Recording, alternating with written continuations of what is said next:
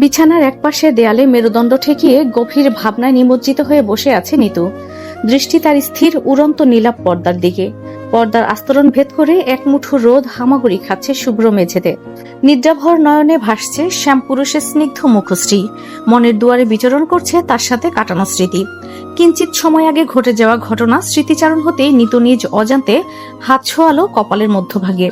মানুষটার অকৃত্রিম স্পর্শ লেগে আছে এখানে। মুহূর্তে লালাভ রংটি নিবিড়ে খেলা করে যায় ফুলো দুটি গাল জুড়ে। হেসে ওঠে সে। তবে ঘটনার আকস্মিকতা তখনও তার মাঝে বিরাজমান। হঠাৎ পাশ থেকে কেউ বলে ওঠে, কিরে হাসছিস কেন এভাবে? চমকে ওঠে নিতু। দরজার ধারে সালেহাকে দেখে অপ্রস্তুত কণ্ঠে বলে, কিছু না, এভাবেই। সালেহা সন্ধিহান দৃষ্টিতে একবার তাকিয়ে চুলে হাত খোপা করতে করতে বলেন, আরিয়ানের পরিবার কেমন ছিল আর তাদের ব্যবহার? সব ভালো ছিল মা, চিন্তা করো না। দেখো, আসার সময় নানা জান আমাকে 2 জোড়া স্বর্ণের চুড়ি দিয়েছে। কথাটা বলে নিতু নিজের 2 হাত সামনের দিকে তুলে ধরে। সালেহা সেটা দেখে স্বস্তির নিঃশ্বাস ফেলেন। ঠোঁটের কোণে ফুটে ওঠে তৃপ্তির হাসি। প্রফুল্ল কণ্ঠে বলে, ভালো হলেই তো ভালো। তার চুড়ি 2টা খুব সুন্দর, সাবধানে রাখিস নিজের কাছে, হারিয়ে ফেলিস না। এখন খাবার খেতে আয়। নিতু মাথা দোলায়, আচ্ছা। আর শোন, ব্যাগ থেকে বাসি জামাগুলো নামিয়ে রাখিস, বুয়া আসলে ধুয়ে দেব। আচ্ছা। সালেহা আর কিছুই বলে না, নীরবে রুমটা প্রস্থান করে। নিতু হাতের কাজটুকু সেরে বাইরে চলে আসে। টেবিলের নিকট আসা মাত্রই পার্সিয়া উচ্চস্বরে ডাক দিয়ে ওঠে। নিতু পার্সিয়ার দিকে তাকানো মাত্র সে দৌড়ে আসে। নিতু মিষ্টি হেসে হাঁটু গেড়ে বসে হাত দুটো মেলে ধরতেই পার্সিয়া ঝাঁপিয়ে পড়ে তার কোলে। নিতু বেশ আদুরে ভঙ্গিতে হাত বুলিয়ে দেয় পার্সিয়ার ধূসর রঙের কেশে।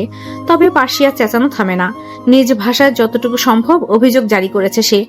অভিমানী কণ্ঠে যেন প্রশ্ন করছে, আমাকে ফেলে তুমি এতদিন কোথায় ছিলে? তুমি জানো না আমি তোমাকে ছাড়া থাকতে পারি না? তাহলে আমাকে একা রেখে গেলে কেন? নিতু হাসে। নিবিড় বন্ধনে পার্সিয়াকে আবদ্ধ করে আহ্লাদী সুরে পার্সিয়াকে ভুলাতে থাকে। একটা সময় গিয়ে পার্সিয়া শান্ত হয়। মমতাময় পরশ পেয়ে মাথা হেলিয়ে দেয় নিতুর বাহুতে। সাজ শেষে আধারে আবৃত হয় নীলাভ আকাশ। শুভ্র মেঘ রূপান্তরিত হয় কৃষ্ণবর্ণে। তীব্র অনিলের আনাগোনায় ঝমঝম শব্দ করে ওঠে বৃক্ষের দল। সময় নিয়ে ডেকে ওঠে মেঘদূত। ঝড় আসার আশঙ্কা, কিন্তু আবহাওয়া নিয়ে যে নিতুর কোনো ধ্যান নেই। সে নিমগ্ন অন্য কাজে। দীর্ঘ বিরতির পর আজ আবার তার হাতে উঠেছে রংতুলি। গভীর মনে সে আঁকতে ব্যস্ত কারো মুখশ্রী। এই প্রথম প্রচেষ্টা তার। আগে কখনো কারো মুখশ্রী আঁকার ক্ষীণ চেষ্টাও করেনি সে।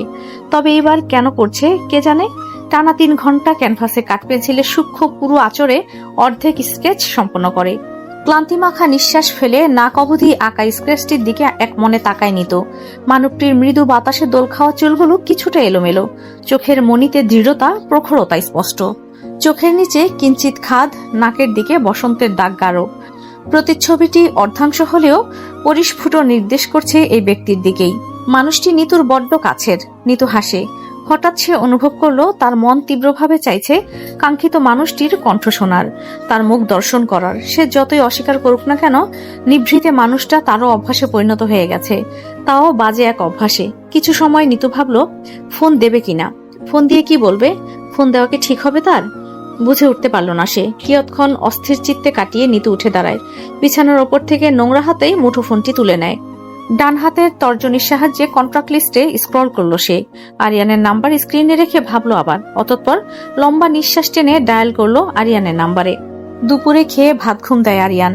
সেই ঘুম গিয়ে ভাঙে সন্ধ্যার নামার ঠিক পরে। তন্দ্রাঘোর কাটা মাত্র আরিয়ানের মাঝে অদৃশ্য এক ব্যাকুলতা ঘিরে ধরে।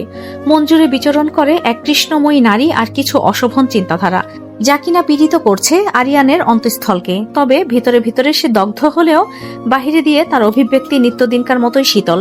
নিজের অনুভূতি থেকে ছাড় পেতে ব্যস্ততায় নিজেকে নিমজ্জিত করার চেষ্টা করে। কখনো রুম জুড়ে পায়চারি করে, তা কখনো বুকসেলফ থেকে পছন্দের বইটি বের করে মনোযোগ স্থির করার চেষ্টা করে, কখনো বা ভার্সিটি লেকচার গুছিয়ে, কখনো বা স্লাইড তৈরি করে।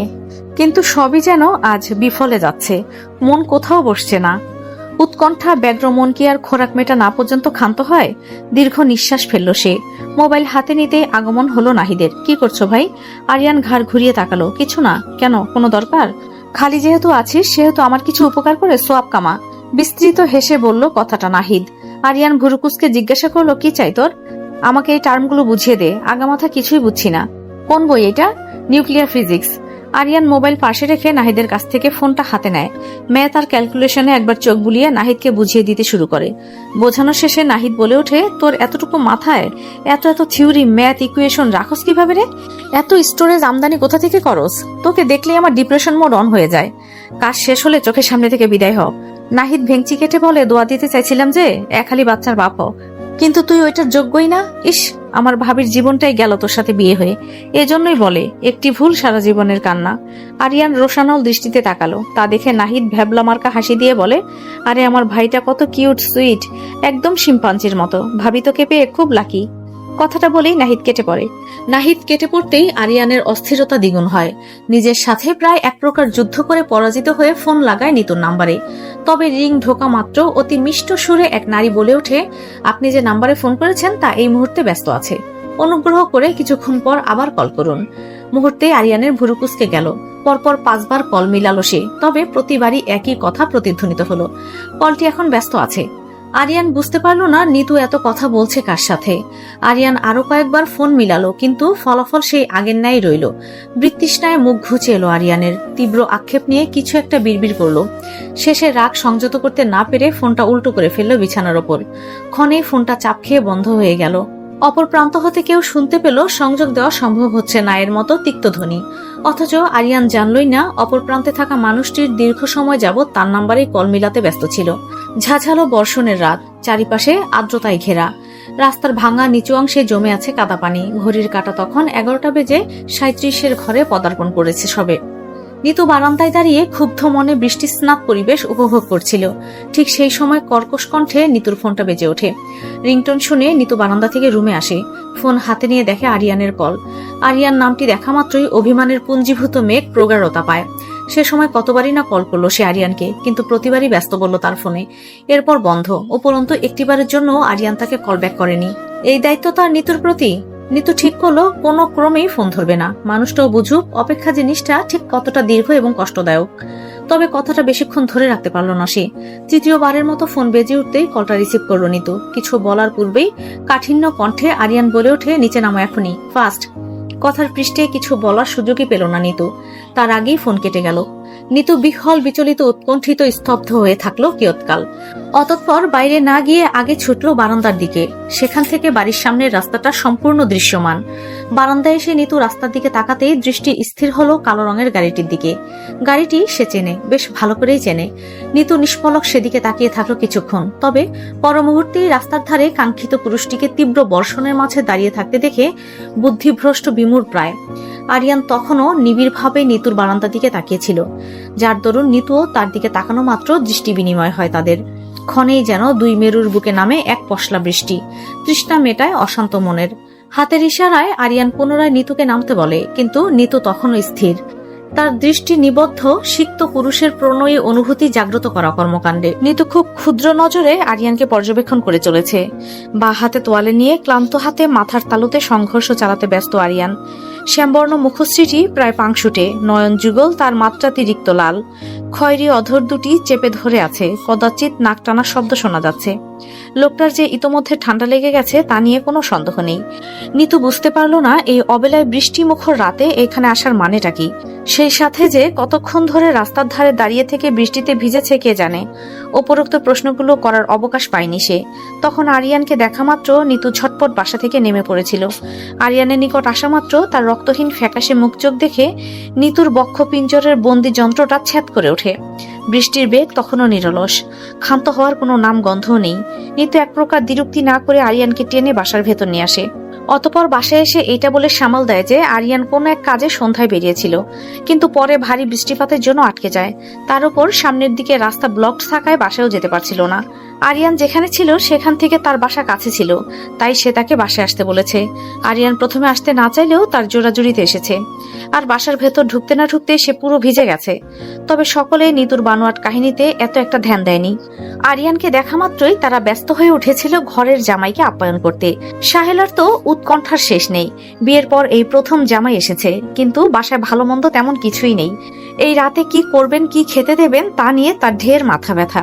মিজার সাহেব তাড়া দিলেন দিলেন দুইজনকে দ্রুত রুমে গিয়ে ফ্রেশ হওয়ার জন্য, না হলে ঠান্ডা লেগে যাবে। নিতু কথা মতো তাই করলো। আরিয়ানের ফ্রেশ হওয়ার সকল প্রকার ব্যবস্থা করে দিয়ে নিজেও জামা বদলে নিল। তারপর ছুটল রান্নাঘরের দিকে। তবে অবাক করার বিষয় হলো আরিয়ান পুরোটা সময় নির্বাক শান্ত ছিল।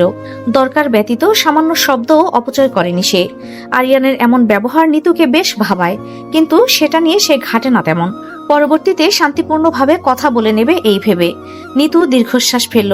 হাতে থাকা রং চায়ের পেয়ালাটি বেডসাইড টেবিলে রেখে আরিয়ানের হাত থেকে তোয়ালেটা নিয়ে নিজেই ভালো মতো মাথা মুছে দিতে থাকলো।